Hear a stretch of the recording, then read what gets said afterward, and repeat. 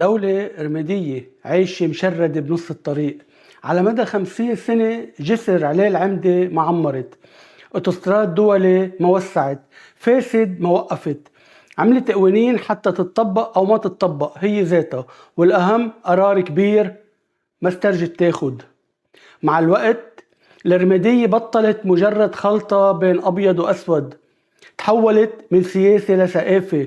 وبيستغربوا ليش ملايين اللبنانية صاروا برات لبنان عم يجربوا يشدوا وينشدوا إله بخيطان حنين، ودولة ومنظومة عم يجربوا كل يوم إنه يقطشوا هالخيطان. 50 سنة مرقت والخطيطة بعدها محلها، لا بتشتي ولا بتصحى. دولة ما بتوقع بس ما بتقوم، جمهورية ما بتموت بس ما بتعيش، قرارات بتعطيك أمل صغير وبعد شوي بتسحبه، بتخليك ناطر شي كبير وما بيجي. أولادنا كبروا بهالخطيطة وفهموا إنه قدرهم يمشوا بلا ما يشوفوا. دولة ما بتختار لون، مع الوقت اللون بيختارها. واليوم الأسود رافع إيده والأبيض مسدود تحت إجرين الدول، عم يجرب يحكي يبكي يقول شي، بس الجواب واحد: روح صير لون، محل رمادي ورجع احكي إذا كنت قادر بعد تمشي وتحكي.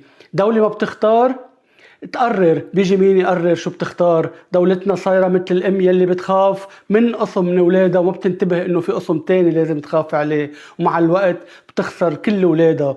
جيل كامل صار يضحك لما حدا يقول له بكرة أحلى، صار همه يكون في بكرة ولو كان أبشع. جيل صار ناطر معجزة وثلاث أرباع حكامه عجزة.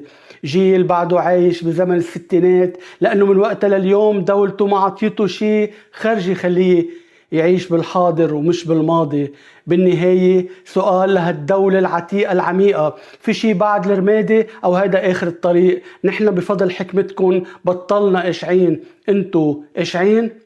ما إن الأوان تبطلوا تعيشونا وتعيشوا ولادنا وانتو بنص طريق، بنص قرار، بنص لون، بنص عتمة، بنص ضمير، بنص قلب وبنص عقل.